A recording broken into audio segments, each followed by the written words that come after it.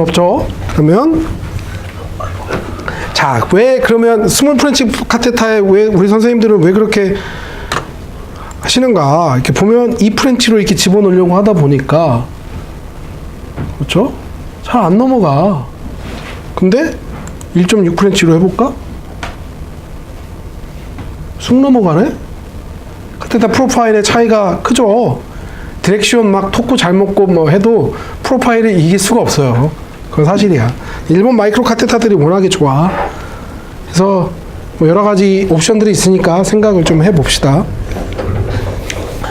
그래서 뭐 포기하고 가면 안 되겠지. 별로 없는 것 같은데. 포기하고 가면 우리가 근데 뭐 솔루션 셀링을 하면 좋잖아. Y90 팔고 딥테이스 팔면서 카테타 와이어도 같이 팔고 좋잖아. 그렇지? 근데 참으로 우리 몸은 참으로 신기한 게 꼭 이 튜머가 헤파틱 아터리에만 받는 경우도 있지만 엑스트라 헤파틱 서플라이 또는 콜레테럴이라고 해가지고 간 외부에서 혈류를 받는 경우도 있어요. 블러드 서플라이를. 그게 보면 이런 애들이야. 뭐 인피리어 프레닉 아터리, 오멘탈 아터리, 인터널 맘마리 아터리, 콜릭 브랜치 오브 더 SMA, 아드레날 브랜치, 블라 블라 블라 이런 애들이 있어. 보면 다 간 주변에 있는 이런 애들한테 뭐 연결될 수 있잖아요, 사람 몸이. 그래서 그 튜머가 헤파틱 아터리에서도 받지만 여기서도 받기도 한다. 뭐 어떻게 하느냐? 선생님들이 헤파틱 아터리를 뭐 CT로 아는 경우도 있고, 헤파틱 아터리를 다 막았는데도 엔지오를 해봤는데 백플로우가 있어. 그러면 얘네들 찾아가지고 막아야 된다라는 거예요. 꼼꼼하게. 안 그러면 그냥 헤파틱 아터리만 막아가지고는 엠보를 했다라고 얘기를 할 수가 없는 거가 되는 거잖아요. 그래서 이제 이런 경우를 이렇게 막는 경우도 있더라. 이런 경우, 이런 케이스가 바로 3시간씩 TAC를 하는 그런 케이스가 되는 거죠. 서울대에서. 해서 그러면 콘트라 인디케이션은 뭐냐? 뭐가 있겠어? 콘트라 인디케이션이. 뭐 리버 펑션이 안 좋고, 그러니까 혈관 다 망가져 있고, 뭐 랩 테스트 다 안 좋고 하는데 TAC를 해봐야 굳이 효과가 없을 경우, 그렇죠? 이런 시로시스가 있고, 뭐 전디스가 있고, 전디스는 뭐예요? 황달, 그 눈 노래지고 막 얼굴 노래지고, 그것도 이제 말 그대로 독성 물질이 펌핑아웃 하면서 생기는 거죠. 그 다음에 헤파틱 엔세팔로패시, 이게 너무 심해도 안 되고, 그 다음에 뭐 아주 난치성의 어사이티스나 헤파톨레나 신드롬 이렇게 서로 연결되어 있거나 이런 경우도, 헤파톨레나 신드롬이라는 거는 내가 뭘 쏜 게 키드니로 간다라는 거죠. 그러면 조영제를 계속 주고 하면 키드니 안 좋아지고, 안 그래도 그거 조절해 가면서 써야 되는데 더 안 좋아질 경우가 생기는 거고. 그 다음에 포털베인 블러드 플로우, 그러니까 트롬보시스, 그러니까 PVT라고 하기도 하고 PVTT라고 얘기를 하죠. PVT는 그게 꼭 튜머가 아니어도 되지만 그 포털베인이 트롬보스가 차가지고 막혀 있는 경우를 우리가 PVT라고 얘기를 하고, PVTT 같은 경우에는 딱 정확히 튜머가 인베이전한 거야, 포털베인 안으로. 그러니까 아까 처음에 얘기할 때 아나토미 얘기, 라이트 로브, 랩트 로브 있고 뒤에 뭐 카우데이 로브 있고 쿼드레이 로브 있는데 거기에 메인 포탈베인 이런 애들이 있을 거 아니에요. 근데 튜머가 딱 거기 있었어.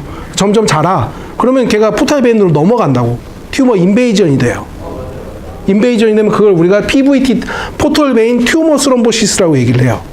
그런 경우 같은 경우는 콘트라 인디케이션이 되는 거고, 그 다음에 튜머가 너무 광범위하게 펴져 있다 해봐야 크게 의미 없다. 어드밴스 스테이지가 되는 거고, 포털베인 스롬보시스, 피스툴라, 치료할 수 없는, 피스툴라가 거의 말포메이션 수준으로 피스툴라가 그런 경우는 거의 없지만 그렇게 퍼져 있는 경우. 그 다음에 레날 펑션이 너무 안 좋으면 조영제를 못 쓰겠죠. 근데 저는 이제 중방이나 이런 데 선생님들 가보면 뭐 CO2 가스로 해가지고 TAC 하고 레날 펑션 안 좋은 환자들인데 그렇게 하는 케이스도 뭐 가끔 보여주고 하시죠. 네, 인형. 그 다음에 이게 이제 absolute contraindication이고, 사실 뭐 absolute도 아니야. 근데 relative contraindication 같은 경우에는 베릭스, 그러니까 블리딩이 있을 수 있는 가능성이 높다면 TAC를 조금 더 삼가해야 된다는 얘기가 있을 수 있고, 먼저 이거를 치료를 해야 된다는 필요가 있을 수 있어요. 그 다음에 너무 큰 튜머, 이것도 다 해, 근데. 뭐 빌리어리 딜라테이션 뭐 이런 것들. 그러니까 뭐 어떻게 하는지를 한국 선생님들이 얼마나 어그레시브하게 THC를 하는지를 제가 보여드릴게요 나중에. 그다음에 컴플리케이션 같은 경우는 이게 제일 심하죠. 포스트 엠볼라이전 이거 얘기 많이 들었을 거야. 포스트 엠볼라이전 신드롬, 포스트 엠볼라이전 신드롬.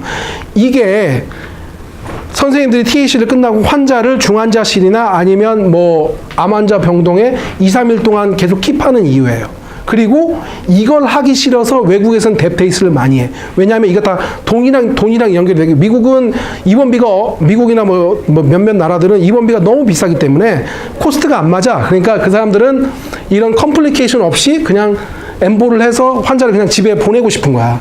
그래서 그 사람들이 하는 게 레디알 액세스로 해서 Y90를 하거나 뎁테이스를 해. 그러면 컴프레션 안 해도 되잖아. 카테타 뽑고 여기 이렇게 밴드 붙인 다음에 집에 가세요. 그래. 그러면 이제 뎁테이스의 가장 큰 장점이 이 포스트 엠볼라이션 신드롬이 적다라는 거예요. 슬로우 드럭 릴리즈. 그러니까 포스트 엠볼라이제이션 신드롬을 뭐라고 얘기할 수 있느냐? 두 가지의 콤비네이션이라고 볼 수 있는데 우리가 이렇게 팔 이렇게 누르면 아프잖아. 그러니까 이건 엠보의 효과라고 볼 수 있겠지. 우리가 그게 젤폼이라고 하더라도 누르면 아픈 거하고 그 다음에 이건 또 시스테믹 톡시시티랑 사실 시스테믹 톡시시티가 더 커요. 그러니까 리피오도를 드럭캐리어로 씀에도 불구하고 그거는 래피드 와시아웃을 막기 위한 건데 씀에도 불구하고 그 스피드가 여전히 너무 빨라. 그렇기 때문에 약은 그 시스테믹 톡시시티가 항암제 때문에 환자가 아파. 너무 아파. 막 끙끙 앓아요. 끙끙 앓아. 그렇기 때문에 환자를 그러니까 이 포스트 엠볼라이션 신드롬을 매니지하기 위해서 입원을 시키는 건데 그리고 이제 그게 한국에서는 거의 스탠다드가 돼 있어. 우리 뭐 입원료 보험 다 되고 뭐 별로 안 비싸잖아. 몇만 원이잖아요. 그렇죠? 그러니까 그렇게 해서 하는데 미국 같은 경우는 입원료가 몇백만 원 나오고 그러니까 그러지 말고 우리 뭐 Y90하고 여기 크레스트랜스 레디알 액세스하고 막 그런 거야. 그러니까 이게 완전 그런 그 경제적인 것 때문에 이렇게 바뀌는 경우도 있고 막 그래요. 그럼 그냥 뎁테이스를 하는 이유는 뭐 어떤 그 엠볼릭 이펙트보다도 저런 사실 가장 큰 관점 지금은 왜냐하면 데이터가 오버올 서바이벌 레이트의 뎁테이스 오버올 서바이벌 레이트이 특히나 아시아권 나라에서 컨벤셔널 테이스보다 높다는 데이터가 전혀 없어. 전무해. 그러니까 그냥 랜더마이즈 컨트롤 트라이를 돼야겠죠. 그냥 인디비주얼로 해가지고 하는 거는 뭐 사람들이 별로 감흥을 못 얻어요. 그렇죠? 그렇기 때문에 그게 데이터가 없기 때문에 근데 모든 데이터에서 얘기하는 건 포스트 엠볼라이전 신드롬은 훨씬 적다라는 얘기는 항상 나와요. 항상 나와. 그러니까 이게 다 이렇게 연결이 돼 있는 얘기라고 보시면 되겠죠. 그 다음에 해모리지. 아까 얘기한 그 럽처, 헤파토마 럽처. 너무 세게 막아도 터져. 그러니까 적당히 막고 해야 돼요. 그리고 이거는 권동희 선생님이 하던 얘기인데 너무 세게 막아도 안 좋다. 그래서 헤파스피어를 쓰신다는.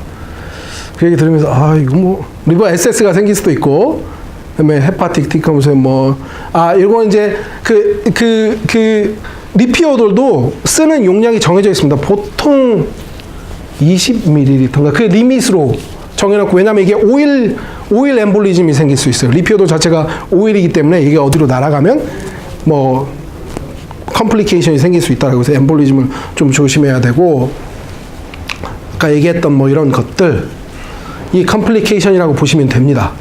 해서 이 가이드라인에 의하면 그럼 THC를 어떤 환자한테 쓸 수 있느냐 해보면 15%밖에 안 돼. 그러니까 딱 통계를 내봤을 때 그 전체 리버 캔서 환자 중에 이쪽 인터미디트 스테이지로 빠지는 이쪽으로 빠지는 게 15%밖에 안 돼. 가이드라인에 의하면. 근데 실제 생활에서는 한국 선생님들은 진짜 거의 여기서부터 여기까지예요. 거의 수술하기 전에 막 하기도 하고 그다음에 뭐 이거 심지어 트랜스플란테이션 하기 전에 하기도 하고 RFI 하기 전에 하기도 하고 소라페닙 하다가 또 하기도 하고 뭐 거의 왜냐하면 이 THC 자체는 심지어 아주 얼리 스테이지 디지즈의 환자들한테는 거의 큐러티브 세라피로 인정이 되기도 해요. 그러니까 지난번 학회가 어디냐? 내가 지난번에 갔던 학회 발리에서 닥터 미야야마가 발표를 한 게 아니라 그 닥터 아라이라고 일본 NCC의 선생이 닥터 미야야마 선생의 케이스를 좋은 예라고 하면서 보여주는데 한 번 THC를 했는데 튜머 사이즈가 작지도 않았어. 근데 싱글 노드이긴 했어요. 8cm인가 그랬는데 THC 한 번 하고 8년 동안 살았어. 그러니까 그러니까 그리고 선생님들이 하는 얘기가 이니셜 TAC가 가장 중요하다라고 얘기를 해요. 그게 나머지 TAC의 성적까지 굉장히 많이 판가름을 한다라고 해서 한 번 잘 된 TAC는 거의 뭐 사람의 테크닉에 따라 좀 다르긴 하겠지만 거의 큐러티브 세라피처럼 여겨지는 그런 데이터도 많이 나와요. 그러니까 그러니까 내가 여러분들이 이 얘기를 하는 거는 그만큼 현실을 알아야 돼. 그러니까 이기기가 쉬운 상대니까 오버컴하기가 쉽지는 않을 거예요. 하지만 해볼만 하지. 그렇죠? 요렇게 된다. 그래서 뭐 리얼 월드에서는 어떻게 되냐. 그 어드밴스 스테이지에는 이게 이제 HCC 브릿지 스터디라고 해서 자, 그러면 전 세계 사람들이 퍼스트 라인 테라피 보면 뭐 리섹션도 있고 무슨 뭐 RFA도 있고 엠볼라이제이션도 있고 소라페닙도 있고 했잖아요. 그럼 전 세계 각각의 다른 나라들은 퍼스트 라인 테라피로 뭘 고르는지 한번 보자. 라고 한 게 글로벌 브릿지 스터디라고 해요. 근데 여기 보면 아시겠지만 N수가 좀 적어.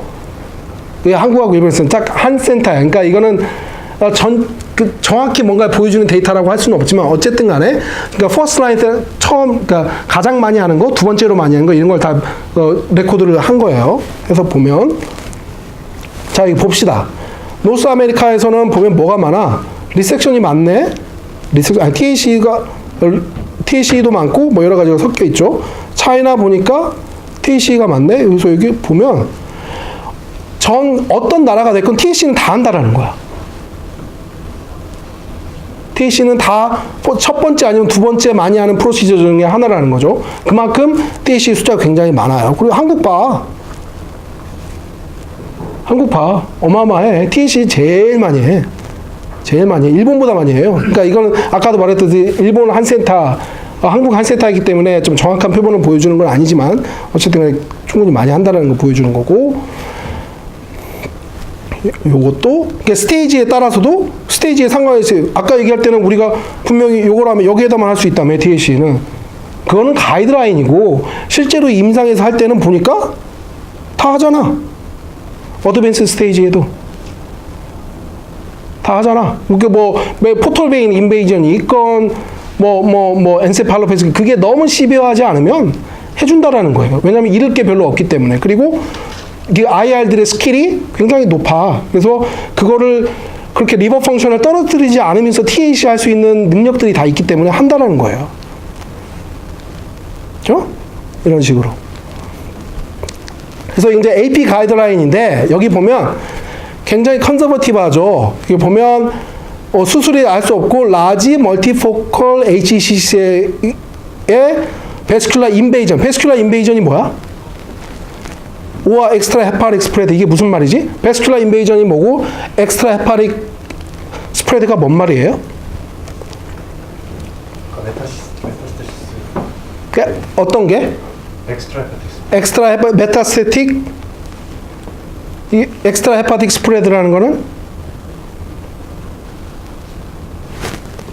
HCC가 다른 장기로. 그럼 왜 이게 컨트라 인디케이션일까? 이미 다른 장기로 퍼졌으면? 그렇지. 로컬 테라피가 이거는 리버 캔서 온리의 문제가 아니란 얘기잖아요. 그러니까 내가 TAC를 해도 벌써 장기에 막 퍼져 있기 때문에 이거 하나만 해결해 준다고 해서 될 일이 아니란 얘기예요. 이거는 시스테믹 키모테라피를 하든가 다른 걸 해줘야 된다는 거지, 그냥 TAC만 한다고 그런다고 해서 우리가 렁이나 이런 데 가서 엠볼라이즈 해줄 수는 없잖아. 그렇죠? 그렇기 때문에 사실 이 가이드라인 상에는 시비어 엑스트라 헤파릭 스프레드는 컨트라 인디케이션이에요. 그러니까 여기에 보면 TAC는 레코멘, 그러니까 뭐 많이 하는데 퍼스트 라인 테라피로 수술은 할 수 없어. 그리고 보니까 뭐 싱글 노듈은 아니고 싱글 노듈이면 수술을 하든가 RFA를 하든가 했겠지, 뭔가를. 그리고 좀 스몰 사이즈가 크고 멀티포컬이야. 근데 베스큘라 인베이전, 포털베인 막혀 있는 거 없고 그런 거 없다고, 바일덕트 튜머 없고, 그리고 엑스트라 헤파릭 스프레드 없으면 TAC를 해 라고 가이드라인, APS 가이드라인에 있는 거예요. 그렇죠? 뭐 여기 그 다음에 원래대로 하면 싱글 얼리 스테이지 디지즈에는 RFA가 대부분 이제 아주 좋은데, 리섹션 아니면 RFA인데 그 튜머 로케이션이 무슨 뭐 바일덕트 아주 근처에 있어요. 바일덕트 아주 근처에. 그걸 RFA는 방법도 있지만 그거보다는 TAC를 하는 게 더 나을 수도 있다. 뭐 이게 APS 아파슬 가이드라인인데, 그래서 뭐 보면 이렇습니다. 이렇게 뭐 TAC를 가고 뭐 소라페닙이 되고 이렇게 가는데, 그렇죠? 그래서 여기 보면 이게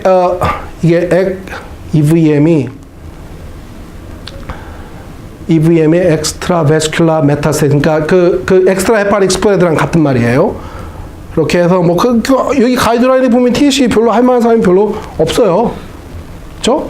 근데 이 홍콩 리버 캔서 가이드라인도 굉장히 많이 쓰이는 거예요. 이게 아시아권에서, 그러니까 BCLC는 유럽에서 나온 가이드라인이잖아요. 근데 홍콩 가이드라인도 굉장히 선생님들한테 많이 회자되는 가이드라인입니다.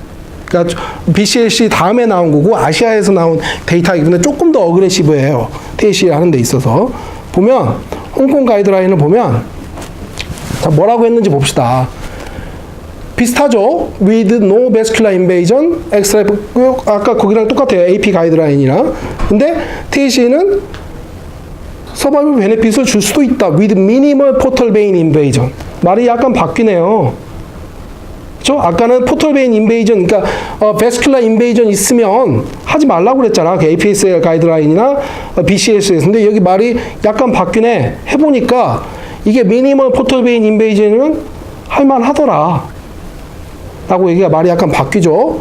그 다음에 엑스트라 헤파릭 스프레드에 있어서도 그게 리버 도미넌트 튜머이면, 그리고 리미티드, 그게 너무 많이 전이가 된 상태가 아니라면 TAC 할만하다. 리버 캔서 컨트롤도 의미가 있다라는 걸 보여주는 거예요. 그러니까 점점 더 가이드라인이, 이렇게 경험이 축적이 돼가면서 선생님들의 TAC에 대한 가이드라인이 조금 더 많은 환자를 치료할 수 있게 넓어지는 걸 여러분들이 볼 수가 있죠. 자, 이제 일본 가이드라인 여러 가지인데 그건 다 스킵하고 한국 가이드라인 봅시다. 한국 가이드라인.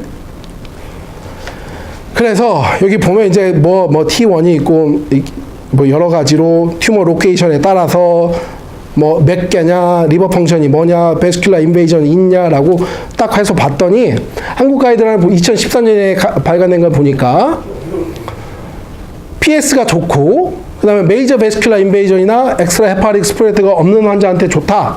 오케이, 좋아. 포럴 베인 인베이전의 경우에 TAC가 할 수도 있어요. 리버 펑션이 괜찮으면 할 수 있어 라고 얘기를 하고 있어요. 자, 그래서 봅시다. 이게 가이드라인인데 TAC 베스트 옵션은 아니나 하거나 같이 짬뽕할 수 있는 옵션으로 TAC가 보고, 자 여기도 봅시다. 여기도 TAC네? 여기는 또 베스트 옵션이래. 인터미디에이트 스테이지 환자한테는, 그렇죠? 소라페닙 이런 거랑 같이. 뒤에도 봅시다. 좀 어드밴스 스테이지야. 다 하네? 다 하죠? 선생님, 이게 가이드라인에 있는 거예요. 이 가이드라인에 있다라는 거는, 이 가이드라인은 IR들만 앉아가지고 정하는 게 아니라 온콜로지스트랑 헤파토로지스트 같이 앉아서 정해요. 이거를 IR들이 우리가 TAC 하고 싶다고 해서 할 수 있는 게 아니야. 그 사람들 환자를 받아서 하잖아요. 그러니까 컨센서스가 있다라는 얘기예요. 메디컬 온콜로지스트랑 뭐 서전들이랑 뭐 헤파토로지는 컨센서스가 있기 때문에 이 가이드라인이 나올 수가 있었던 거예요. 그렇죠? 이렇게 다 하잖아요. 다 한다고.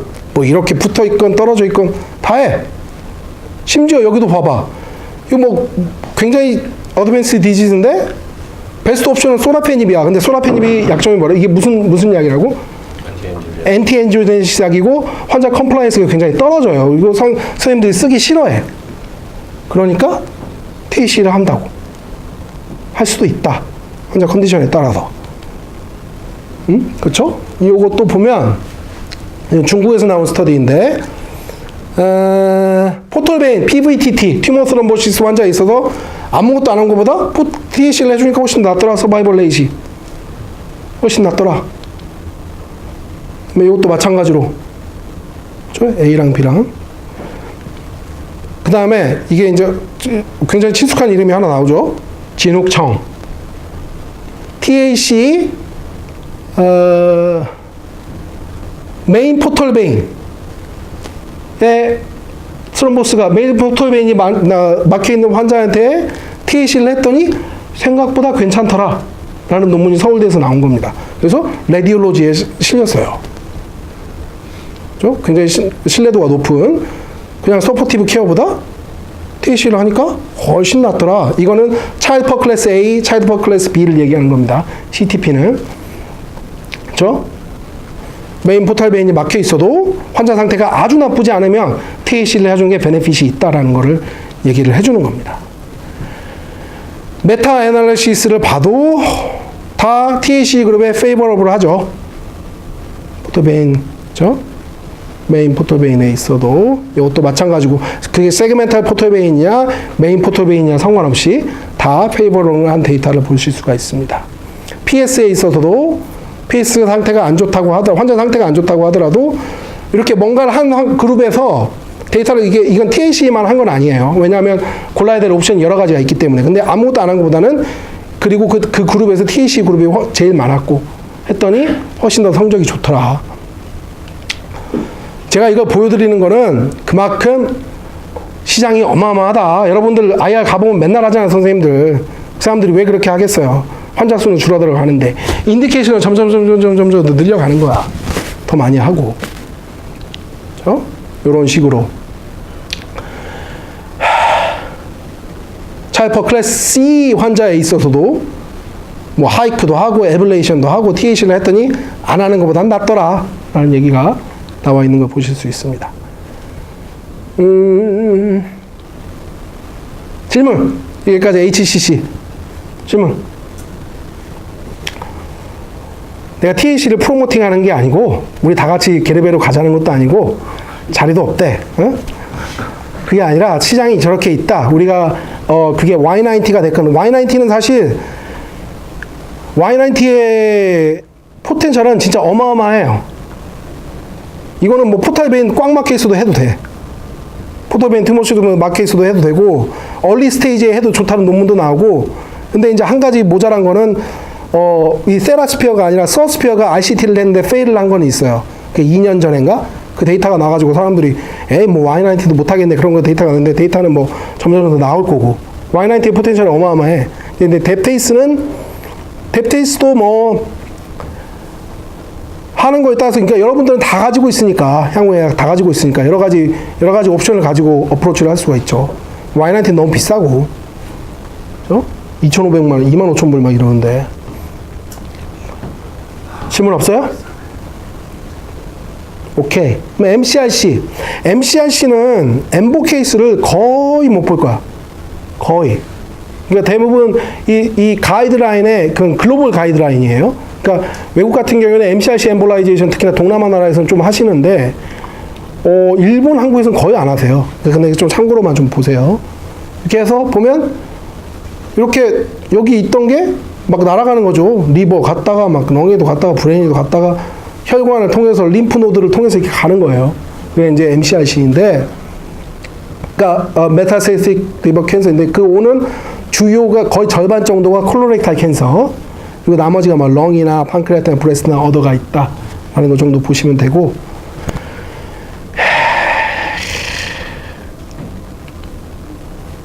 그래서 MCRC에 휴먼 네이처 아까 얘기했죠. 그래서 무슨 약을 뭘 쓴다고?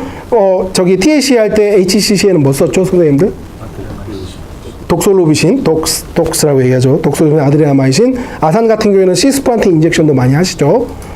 그다음에 지난번에 누가 물어봤었는데 나한테 그 THC 할 때 그 저기 뭐야 그 리도케인 인젝션 누가 나한테 물어봤더라? 제가 건동희 쌤이 프리로딩에서 그래. 할 수 있어요. 우리 그거에 그렇게 하시는 선생님들 이 인젝할 때 환자가 아프기 때문에 인젝하고 리도케인 좀 인젝하고 다시 이렇게 인젝하고 흔하지 않은 테크닉인데 그렇게 하시는 분들 계시죠. 권동희 선생님도 아마 그렇게 하시는 것 같은데, 응?